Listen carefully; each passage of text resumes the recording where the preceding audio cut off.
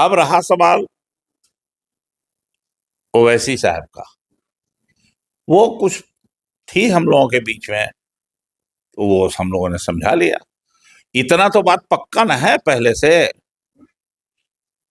कि उनकी पार्टी भी सेकुलरिज्म में विश्वास करती है और हमारी पार्टी भी सेकुलरिज्म में विश्वास करती है। विधायकों को, इंडिया गठबंधन के विधायकों को और नीतीश कुमार के विधायकों को अगर मिला दे तो 125 की संख्या हो जाती है।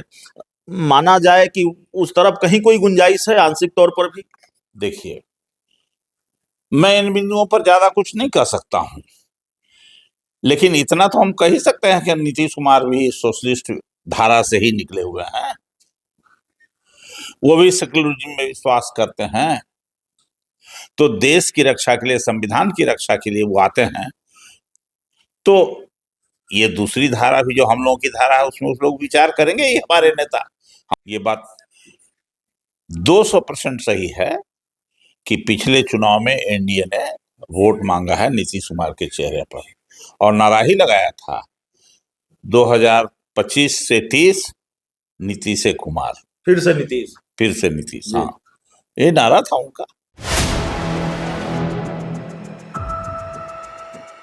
नमस्कार, आप देख रहे हैं 4 PM और मैं हूं अभिषेक मिश्रा। देखिए, इस वक्त हमारे साथ आरजेडी के वरिष्ठ नेता और बिहार विधानसभा के पूर्व अध्यक्ष उदय नारायण चौधरी हैं और जाहिर तौर पर इस वक्त जो बातचीत होनी है वो राज्यसभा चुनाव को लेकर होनी है और बिहार की सियासत से जुड़े कुछ संभावित खेल पर होनी है, जिसकी गुंजाइश कमोबेश नजर आती है।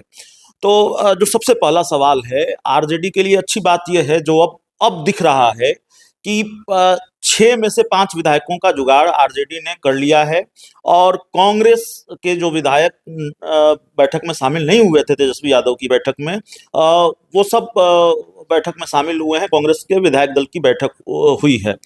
तो क्या ये मान लिया जाए कि एआईएमआईएम पूरी तरह से साथ आ गई है, बात पूरी तरह से हो गई है? और फिर सवाल यह है कि बीएसपी का क्या रुख है, बीएसपी से कोई बातचीत हुई है कि नहीं हुई है?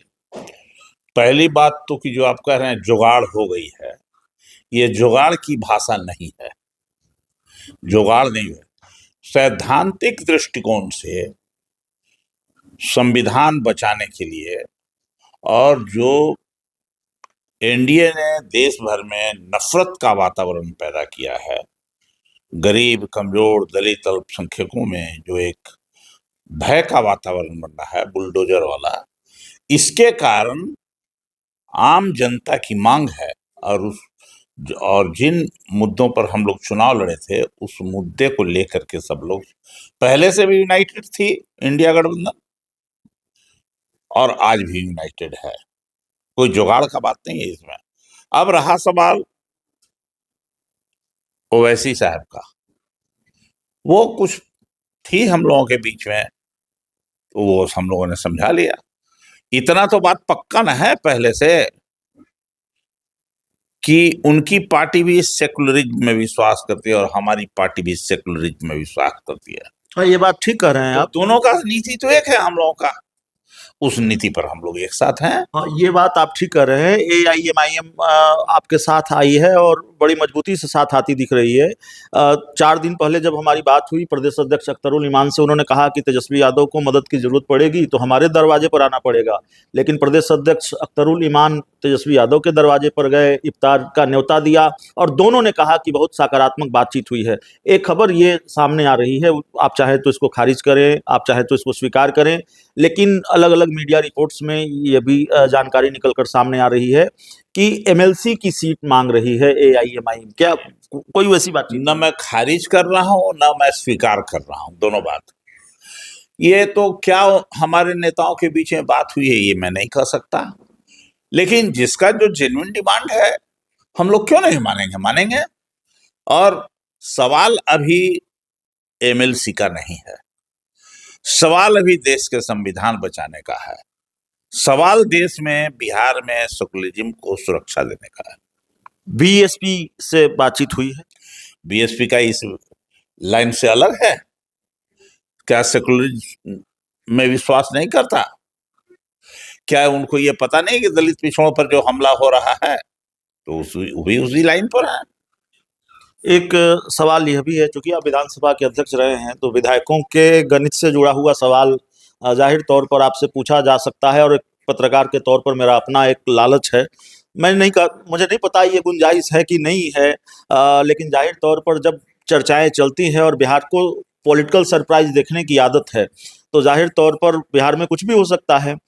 85 विधायक जेडीयू के पास हैं, एआईएमआईएम आपके साथ आ गई है, तो जाहिर तौर पर अब आपके साथ आपके विधायकों को, इंडिया गठबंधन के विधायकों को और नीतीश कुमार के विधायकों को अगर मिला दे तो 125 की संख्या हो जाती है।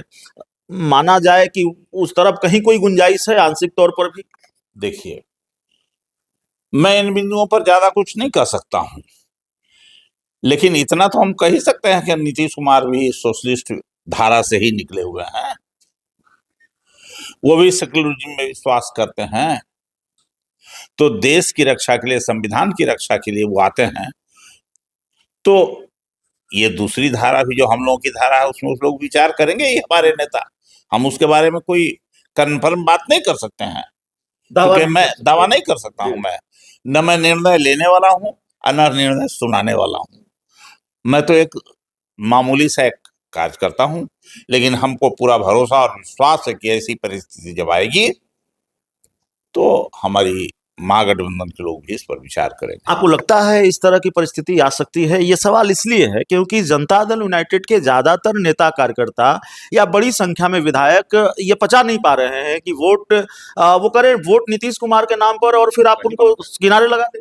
ये बात 200% सही है कि पिछले चुनाव में एनडीए ने वोट मांगा है नीतीश कुमार के चेहरे पर, और नारा ही लगाया था 2025 से 30 नीतीश से कुमार, फिर से नीतीश। हाँ, ये नारा था उनका। तो एक सवाल यह भी है, आप तो नीतीश कुमार के साथ रहे हैं, नीतीश कुमार के मित्र रहे हैं। कई बार नीतीश कुमार अपने फैसले से यू टर्न ले लेते हैं, ये चर्चा भी चल रही है राजनीतिक गलियारों में। इसको लेकर कोई पुख्ता जानकारी या कोई बड़ा दावा नहीं किया जा सकता, लेकिन ये चर्चा भी चल रही है कि नीतीश कुमार तो यू टर्न ले लेते हैं। 2020 के विधानसभा चुनाव में कहा मेरा आखिरी चुनाव है, कभी जीतन राम मांझी को मुख्यमंत्री बनाया, फिर हटाया भी उनको, इस्तीफा दे देंगे आसानी से। ऐसे में जब उनकी पार्टी में बड़े विस्फोट के आसार हैं कि इस्तीफा देंगे पार्टी टूट सकती है, विस्फोट हो सकता है। हम नहीं जानते हैं कि वो क्या करेंगे, क्योंकि निर्णय तो उनका है, फैसला उनको लेना है, हमारी कोई उनसे बातचीत नहीं है। लेकिन अगर कोई इस तरह का निर्णय लेते हैं देश हित में, राजहित में, तो जरूर हम उसकी सराहना करेंगे। नहीं, आप नहीं जानते, लेकिन लंबा राजनीतिक अनुभव है आपका। ऐसी स्थितियों को और परिस्थितियों को न जाने आपने कितनी बार देखा होगा। शायद एक पत्रकार के तौर पर मैंने उतनी बार नहीं देखा होगा। क्या वैसी स्थिति और परिस्थिति बिहार में बनती हुई दिखाई दे रही है, या मामला सरेंडर वाला है, पूरी तरह से आत्मसमर्पण है? जनता दल यूनाइटेड का अघोषित विलय जेडीयू में, बीजेपी में हो चुका है। देखिए, राजनीति हमेशा संभावनाओं का खेल है, और कभी भी कुछ हो सकता है, इससे इनकार भी नहीं किया जा सकता है।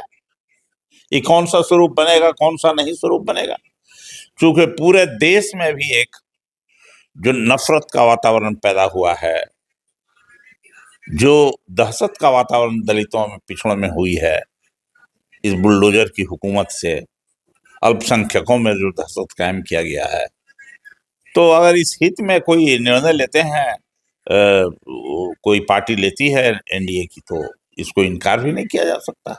जेडीयू के विधायक, जेडीयू के नेता कार्यकर्ता कह रहे हैं कि जेडीयू कोटे से ही मुख्यमंत्री होना चाहिए, जेडीयू का मुख्यमंत्री होना चाहिए। कई लोग ये कह रहे हैं कि निशांत कुमार को मुख्यमंत्री होना चाहिए। आपको लगता है मुख्यमंत्री पद को लेकर तनातनी है, या तनातनी बढ़ सकती है दोनों पार्टियों के बीच में? इस बारे में भी मैं कुछ नहीं कर सकता। ये फैसला तो जेडीयू का ना होगा भाई, एनडीए के लोग ना, विधायक लोग तय करेंगे, हम लोगों को तो करना नहीं है।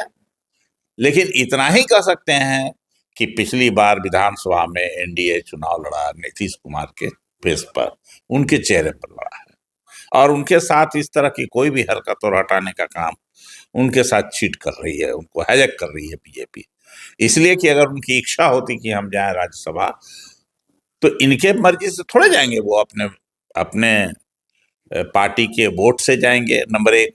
नंबर 2 है कि जाने के लिए तो 29 में भी जा सकते थे, 30 में भी जा सकते, आगे आने वाले चुनाव में। अभी क्या हड़बड़ी होगी की जाए? तो ये लगता है कि भाजपा बहुत हड़बड़ी में है, उनको हाईजैक करके ये सब करा रही है। आखिरी सवाल है आपसे, अगर जैसा कि आपका दावा है आरजेडी अगर ये राज्यसभा चुनाव जीत लेती है, आरजेडी के अमरिंदरधारी सिंह चुनाव जीत जाते हैं, तो बिहार की राजनीति पर क्या असर होगा और इस हार का एनडीए पर क्या असर होता हुआ देख रहे हैं? देखिए, अमरिंदर प्रतापधारी जी का जीत सुनिश्चित है। सुनिश्चित इसलिए कि हमारे पास, महागठबंधन के पास, तेजस्वी प्रसाद यादव जी के पास सरप्लस वोट है, राष्ट्रीय जनता दल के फोल्ड में सरप्लस वोट है, तो जीत में कहीं कोई संदेह नहीं है। तो अगर एनडीए की हार हुई 5वीं सीट पर तो क्या असर होगा एनडीए में उसका? एनडीए में सर, अब तो उनको गिरते ही जाना है सब जगह भी देश में, अब कहाँ चढ़ के जाएंगे? अभी तो सरेंडरे किए हैं, उनका नाम सरेंडरे मोदी भी पड़ा है।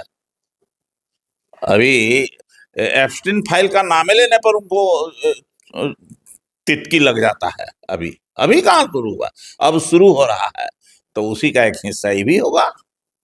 तो देखिए, हमारे साथ आरजेडी के वरिष्ठ नेता और बिहार विधानसभा के पूर्व अध्यक्ष उदय नारायण चौधरी थे। इस पूरी रिपोर्ट में इतना ही। बहुत बहुत धन्यवाद।